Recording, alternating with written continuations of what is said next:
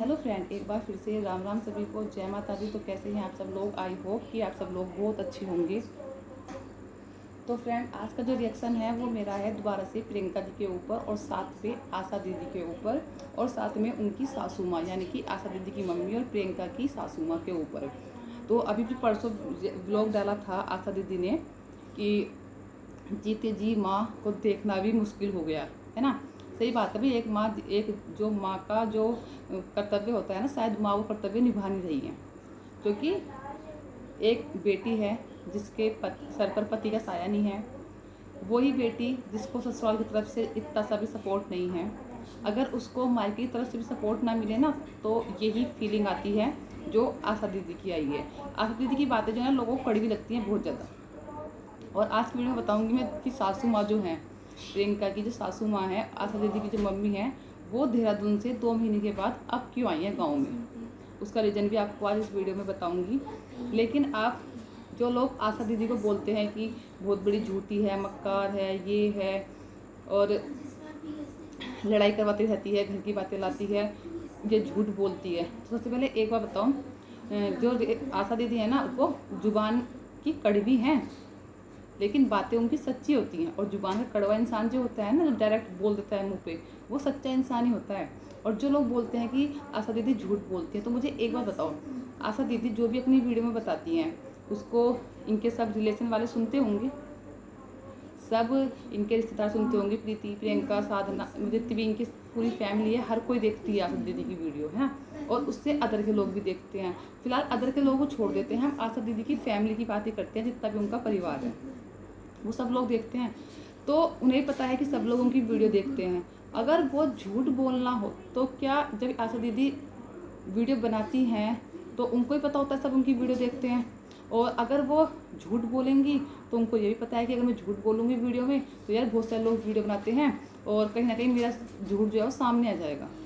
लेकिन जो आशा दीदी हैं वो झूठ नहीं बोलती हैं, कड़वा बोलती हैं पर झूठ नहीं बोलती हैं।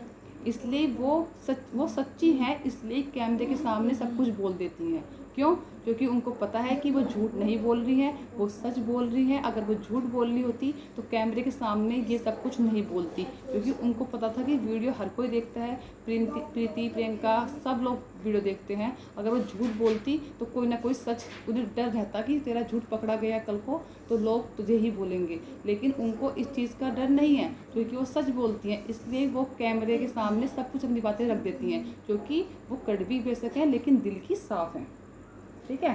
तो कैमरे के सामने कोई भी अपनी फैमिली से रिलेटेड ऐसी बात, और जिसको पूरा परिवार देखता हो जिसकी वीडियो को, वो नहीं रखेगा, क्योंकि उसको डर रहता है अगर तू झूठ बोल दिया ना तो तू पकड़ा जाएगा। लेकिन उनको डर नहीं है, वो बिल्कुल बिंदास बोलती हैं। और किस लिए बोलती हैं? क्योंकि वो सच बोलती हैं, ठीक है। अगर कहीं भी 1% भी वो झूठ बोलती ना तो अब तक ना बहुत सारे लोगों ने, उनके परिवार में बहुत सारे लोग हैं, बहुत सारे लोगों ने वीडियो बना दी होती, ठीक है।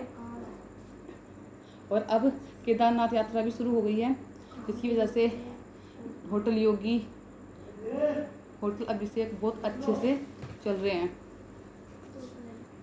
तो अब बात करते हैं सासू माँ की। सासू माँ देहरादून से कैसे आ गई हैं अचानक से?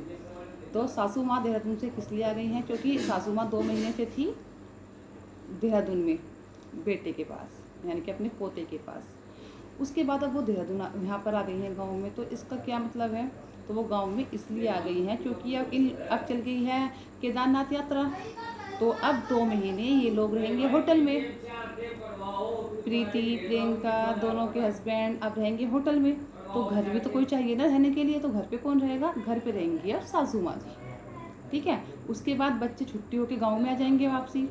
और जब अगेन स्कूल खुलेंगे तो सासू माँ फिर से देहरादून चली जाएंगी।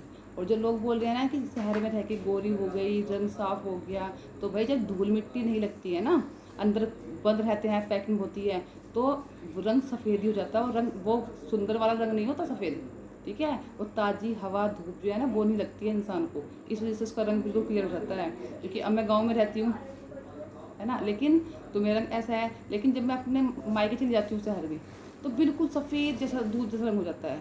क्योंकि वहाँ ना तो बाहर की हवा लगनी, ना धूप लगनी, अंदर इंसान रह रह के बीमार हो जाता है एसी पंखों की हवा में, ठीक है। और ख़ासकर बूढ़े बुजुर्ग लोग जो हमारे पहले से गाँव में रहते आए हैं, और वो अगर शहर में चले जाएँ और वो घर से बाहर निकले ना, सिर्फ एसी पंखों की हवा में रहें, तो कोई भी सफ़ेद हो जाएगा। तुम भैंस इतनी एक एग्जाम्पल के तौर पे बता रही हूँ, भैंस कितनी काली होती है, भैंस को किसी चीज़ से साफ़ कर लो वो काली ही रहेगी। लेकिन तुम भैंस को भी 10 दिन एसी में और पंखे में छोड़ दो, धूप लगाओ ना उसको, उसका रंग भी चेंज हो जाएगा। ठीक है, सफ़ेद तो नहीं होने का पर चेंज हो जाएगा। तो ये एग्जाम्पल था, कभी इसको कोई अपने ऊपर ले ले। तो भाई धूल मिट्टी जब नहीं लगती ना इंसान को, तो वो सफ़ेद ही हो जाता है। और वो सफ़ेद ही नहीं होता कि सुंदर हो गया, वो बीमारी होती हैं। और जो लोग शहर में रहती हैं पहले से ही, उनको देख लो कितना आलस होता है, उन्हें 10 बजे सो के उठना, 2 बजे 3 बजे सोना, तो कुछ रूटीन नहीं होता उन शहर वाले लोगों का। तो अब बात करते हैं प्रियंका जी की। प्रियंका जी की देखो, जैसे भी एक यूट्यूबर हैं बहुत बड़ी और एक प्रधान भी हैं, तो मुझे लगता है केदारनाथ यात्रा में उनको लोगों की ना मदद करनी चाहिए। जो गरीब लोग हैं, हेल्पलेस है, उनकी हेल्प लोगों को दान पुण्य करना चाहिए। पर मैंने सुना है प्रियंका जी बिल्कुल दान पुण्य नहीं करती हैं।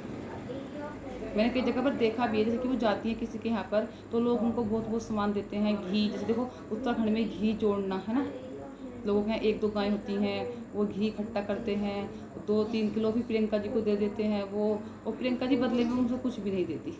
तो ये बात मुझे ना उनकी गलत लगती है। As a YouTuber, as a प्रधान, उनको ये सब कुछ करना चाहिए। अगर कोई उनको कुछ दे रहा है ना, तो उनके बदले में उनको उनके बच्चों को कुछ ना कुछ दे के आना चाहिए। और किसी को देने से ना कोई गरीब या कोई अमीर नहीं होता, बस मन जो है ना वो अंदर से साफ होना चाहिए। अब कुछ लोगों को मेरी बात बुरी भी लगेगी, लेकिन यही रियलिटी है। मैंने कभी नहीं देखा प्रियंका जी को कुछ दान करते हुए किसी को, या किसी को कुछ देते हुए। हाँ, लाते हुए देखा है, ले आती हैं वो, उन्हें कोई कुछ भी देता है उसको वो ले आती हैं, पर देती कभी किसी को नहीं है, जो कि बहुत ज़्यादा गलत है। उनको देना चाहिए, उनको ना दे, उनके बच्चों को दे, कुछ भी देना चाहिए, लेकिन वो नहीं देती है ना। जैसे अब वो निकल रहा है, अब केदारनाथ यात्रा चल रही है, तो वहाँ पर जगह जगह पर शिविर लगे होने चाहिए। लोगों के आते जाते उन्हें पानी और बहुत सारे जूस वगैरह लोगों को पियानी चाहिए। जैसे हम बताऊँ हमारे यहाँ क्या होता है, जैसे लोकल में जैसे कांवड़ चलती हैं, तो कांवड़ में क्या होता है कि जगह जगह पर शिविर लगे रहते हैं, और वहाँ पर ना उन भोलों की सेवा की जाती है। ये नहीं कि उनको पैसे लेकर पानी पिया जा रहा है या पैसे देकर फ्रूट खाना खाया जा रहा है, नहीं, फ्री में खिलाया जाता है।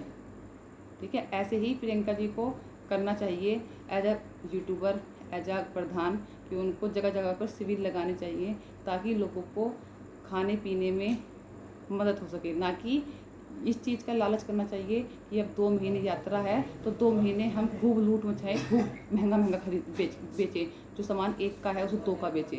ऐसा नहीं करना चाहिए, लोगों की मदद करनी चाहिए। ठीक है, क्योंकि भगवान जी के दर्शन के लिए जा रहे हैं, भोले बाबा के दर्शन के लिए जा रहे हैं, और जितना तुम उनकी मदद करोगे भोले बाबा तुम्हें उसका डबल देगा। तो इसी के साथ करते हैं वीडियो को यहीं पर एंड, तो फिर मिलते हैं आपको किसी नई वीडियो के साथ। तब तक अपना ध्यान रखें, धन्यवाद।